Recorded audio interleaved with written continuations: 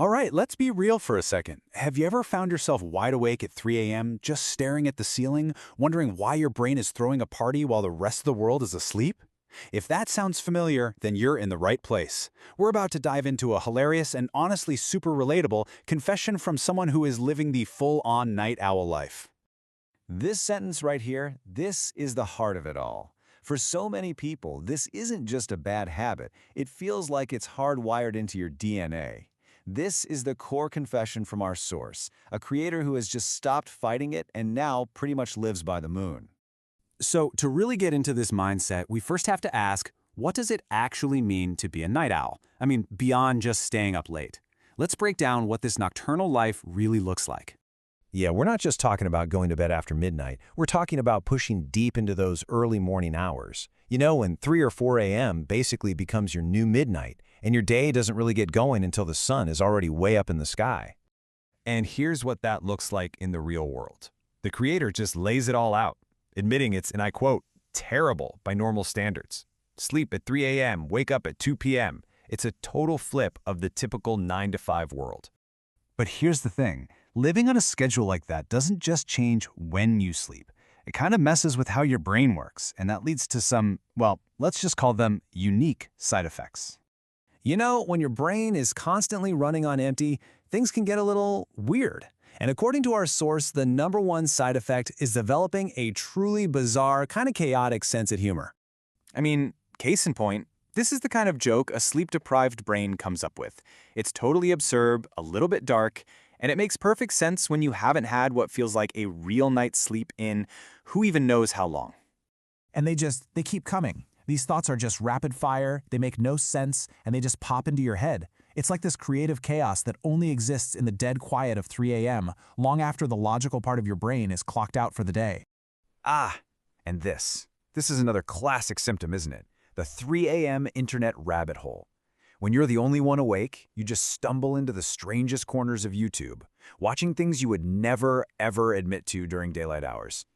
Of course, nobody just accepts this fate without putting up a fight. So this next part is all about those noble, but let's face it, totally doomed attempts to force a night owl's brain onto a normal person's schedule. And you gotta give him credit. He was methodical about it. He didn't just give in. He ran actual experiments. He tried forcing himself to wake up early. He tried calming ASMR videos. He even pulled the classic all-nighter to try and reset his internal clock. So let's see how that worked out for him. Okay, so experiment #1 was a complete disaster. The logic makes sense, right? Wake up early and you'll be tired earlier. But the reality, he just turned into a red-eyed lunatic. He was exhausted all day, his work suffered, and he was still wide awake when night came around. The all-nighter was even worse. The master plan was to push through a full 24 hours and then crash at a reasonable time. And he did. He fell asleep at 9 p.m. But then his body, so used to being awake, jolted him up in a full-blown panic at 2 a.m., right back to square one. So after all these failed experiments, you gotta ask the question, if you can't fight your own biology, what are you supposed to do? What's the answer when your internal clock is just built different?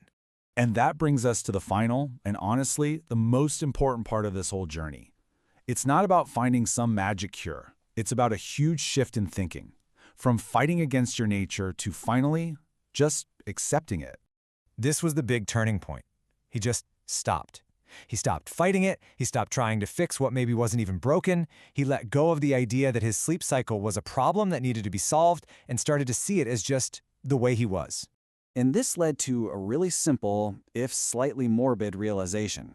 People are just different. You've got your early birds who are out by 9 p.m., you've got your night owls who are up till 4 a.m., and, like he points out, some people barely sleep at all, and some, well, they're sleeping permanently.